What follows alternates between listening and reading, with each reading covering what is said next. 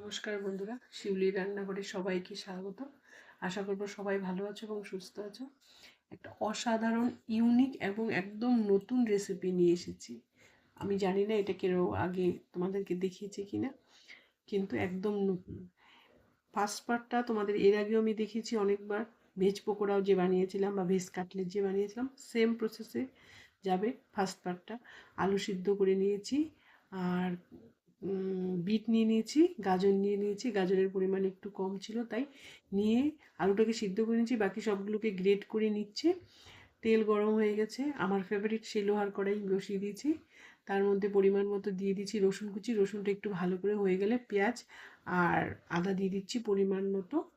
আমি দেখিয়েছি একটুখানি আদা, মানে তোমাদের দেখানোর জন্য যে আমি আদাও ইউজ করেছি।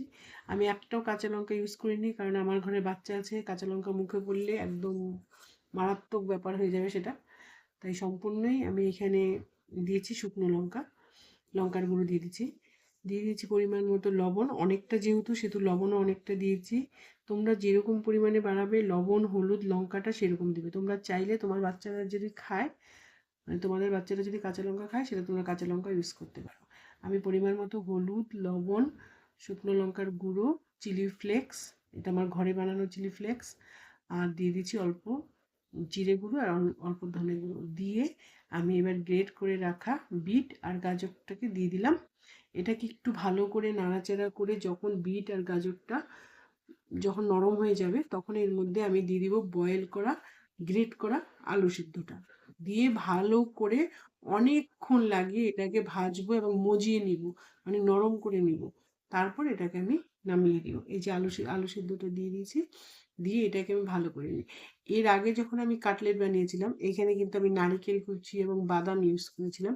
আমি কিন্তু এবার এটা ইউজ করছি না। এখানে একটা অন্য রকমের টুইস্ট দিচ্ছি তোমাদেরকে, কারণ এবারের যে কাটলেটটা বানাচ্ছি সেটা আমি একটু অন্যরকমভাবে তোমাদের সামনে প্রেজেন্ট করছি।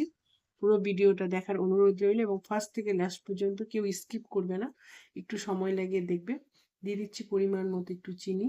যারা চিনি খাবে না স্কিপ করে যাবে, কারণ বিটের মধ্যে প্রচুর পরিমাণে মিষ্টি আছে, পটেটোও মিষ্টি, তাই যারা মিষ্টিটা খাবে না স্কিপ করে যাবে। কোনো রকমের অসুবিধা হবে না চিনিটা না দিলে। মজে গেছে, এবার আমি নামিয়ে নিচ্ছি। নামানোর পর 1 ঘন্টা কমসে কম আমি এটাকে রেখে দিয়েছিলাম এইভাবেই কড়ার মধ্যে ঠান্ডা হওয়ার জন্য। অনেকটা পরিমাণে হয়েছে। বিট আমার এখানে 1 কিলো বিট, গাজর অল্প ছিল কিন্তু আলুও আমার 1 কিলো ছিল।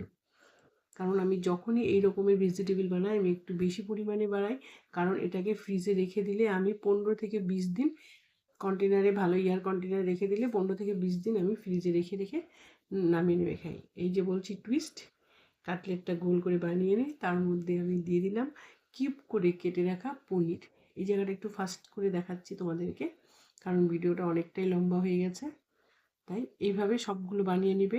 কোনোটা গোল, কোনোটা চারকোনা। তোমরা চাইলে গোল গোল করেও বানিয়ে নিতে পারো। এবং এইখানে যে আমি পনির দিয়েছি, তার পরিবর্তে তোমরা এখানে বাদাম কুচি, নারিকেল কুচি, মটরশুঁটি কুচিও দিতে পারো এবং চিজও দিতে পারো। আমার আমার আমি পনির দিয়েছি, তোমরা যেটা ভালো লাগে সেটা দিতে পারো। প্রসেসটা আমার থেকে একটু দেখে। ঠিক এইভাবে রাউন্ড করে করে হাতের মাঝখানটা দিয়ে রাউন্ড করে করে করে বানিয়ে নেবে। একটা ইউনিক রেসিপি দিচ্ছি, যারা এটা ফেসবুক থেকে দেখছো অবশ্যই লাইক শেয়ার কমেন্ট করে দিবে। এইভাবে বানিয়ে নেবে। আর যারা ইউটিউব থেকে দেখছো তারা অবশ্যই আমার চ্যানেলটাকে সাবস্ক্রাইব করে দেবে। আজকে কিন্তু আমি ব্রেড ক্রাম দিচ্ছি না, আজকে দিচ্ছি মার্কেটে পাওয়া যায় না কর্নফ্লাওয়ারের এই যে পাঁপড়গুলো, সেইগুলো দিয়ে। এটা দিয়ে ভাজলে পরে তেলও কম লাগে। ওটাকে আমি মিক্সারের বড় বাটিতে নিয়ে গুঁড়ো করে নিয়েছি। এরকম হবে গুঁড়োটা, মিহি হবে। আর এই গুঁড়োটা দিয়ে পকোড়া ভাজলে বা কাটলেট ভাজলে কিন্তু তেলও অনেক কম লাগে ব্রেড ক্রামের তুলনায়, এবং ব্রেড ক্রামের দামের থেকে কর্নফ্লেক্সের দামও কম পড়ে। নিয়ে নিচ্ছি একটা বাটির মধ্যে পরিমাণ মতো জল দিচ্ছি এবং শুধু ময়দা দিচ্ছি। এর মধ্যে আমি কোনো রকমের কর্নফ্লাওয়ার ইউজ করিনি। তোমরা চাইলে শুধু জলও ইউজ করতে পারো। জলের মধ্যে একটু ময়দা দিচ্ছি, তার মধ্যে একটু আমি লবণ দিয়ে দিচ্ছি, দিয়ে ওটার মধ্যে ডিপ করে তারপরে আমি এই কর্নফ্লেক্সের যে গুঁড়োটা বানিয়েছি ওর মধ্যে আমি ডিপ করে নিয়ে আস্তে নরম হাতে একদম ডিপ করে নিচ্ছি। এইভাবে তোমরাও এইভাবে বানিয়ে নেবে। সবগুলো আমি 2-3টে করে দেখাচ্ছি, বাকিগুলো আমি পরে আস্তে ধীরে সুস্থে করে, এবং এই প্রসেস এই পর্যন্ত করার পরে আমি এয়ার কন্টেনারে ঢুকিয়ে ডিপ ফ্রিজে রেখে দিই।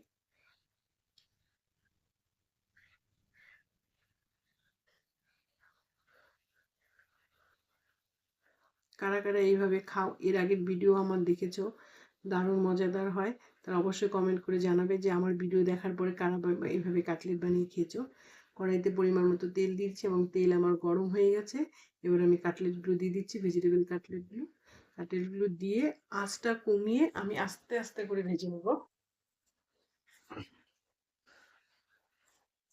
এই পর্যন্ত হয়ে গেলে তোমরা এখানে এইভাবেই সার্ভ করতে পারো বাচ্চাদেরকে। আর বাড়িতে হঠাৎ যদি কোনো অতিথি চলে আসে তাকেও তোমরা এইভাবেই সার্ভ করতে পারো, কিন্তু আমি একটু অন্যরকম ভাবে দেখাচ্ছি, যেটা হয়তো আমার মনে হয় না তোমরা এর আগে কখনো দেখেছো। কাটলেট দিয়ে পাপড়ি চাট, তোমরা একটা চাটের স্বাদ পাবা। দেখে নাও, দিয়ে দিচ্ছি টক দই, তার মধ্যে দিয়ে দিচ্ছি অল্প পরিমাণে লবণ, অল্প চিনি, দিয়ে ওটাকে ভালো করে ফেটিয়ে নিলাম। হয়ে গেছে আমার ভেজিটেবল কাটলেট। এই এই এতটুকু পর্যন্ত দারুণ স্বাদ হয়। এই পর্যন্ত তোমাদেরকে এর আগেও আমি ভিডিও দেখেছি, সেই ভিডিও যদি তোমরা চাও আমার ফেসবুক থেকে দেখে নিতে পারবে, ইউটিউবেও পাবে এবং ফেসবুকেও পাবে। দেখো কি সুন্দর হয়েছে, দোকানের কেনার মতো, একদম রেস্টুরেন্টের মতো, বা বাইরে যে আমাদের লাইন দোকানগুলো বসে সেরকম হয়েছে একদম। আর দারুণ টেস্ট হয়েছে, দুর্দান্ত স্বাদ হয়েছে। অবশ্যই পুরো ভিডিওটা স্কিপ ছাড়া দেখবে, স্কিপ করবে না, পুরো ভিডিওটা দেখবে। একটা প্লেট নিয়েছি, তার মধ্যে দিয়ে দিয়েছি ফেটানো টক দইটা, তারপরে দিয়ে দিচ্ছি এর মধ্যে আমি মিষ্টি চাটনি, যেটা তেঁতুল আর খেজুর গুড় দিয়ে, একটু লঙ্কার গুঁড়ো, একটু জিরের গুঁড়ো আর একটু ধনে গুঁড়ো দিয়ে বানিয়ে নিয়েছিলাম, ওটা দিয়ে দিচ্ছি পরিমাণ মতো। তারপরে এর মধ্যে আমি দিয়ে দিব কাটলেটগুলো, ভেজিটেবল কাটলেটগুলো। ভিডিওটা যদি একটু ভালো লেগে থাকে লাইক শেয়ার কমেন্ট অবশ্যই করবে, এবং শেয়ার করে দিবে, তুমি দেখতে পারবে এবং পাশাপাশি তোমার বন্ধুরাদেরও দেখার সুযোগ করে দিবে। যদি ভিডিওটা ভালো লেগে থাকে অবশ্যই লাইক শেয়ার কমেন্ট করবে, এবং পেজটাকে অবশ্যই ফলো করে দিয়ে আমার সাথে থাকবে। কাটলেটটা দেওয়ার পরে এর মধ্যে দিয়ে দিচ্ছি আর একটু টক দই, আর একটু দিয়ে দিলাম মিষ্টি চাটনি, তারপরে এর মধ্যে দিয়ে দিব ধনেপাতা। যারা আমার ভিডিওগুলো দেখো তারা তারা জানো আগের থেকেই যে আমি ধনেপাতার চাটনি করে রাখি, এবং এই তেঁতুলের চাটনিটাও, মিষ্টি চাটনিটাও আমি করে স্টোর করে রাখি। দিয়ে দিচ্ছি উপর থেকে একটু ভুজিয়া, উপর থেকে একটু ডালিম দিয়ে দিয়েছি। এগুলো আমি স্টোর করে রাখি, যখন আমার ভিডিওতে হয় বা আমরা খাই তখন আমি এগুলো বার করে করে দিই। উপর থেকে একটু ধনেপাতা দিয়ে গার্নিশ করে দিচ্ছি দেখার সৌন্দর্যের জন্য।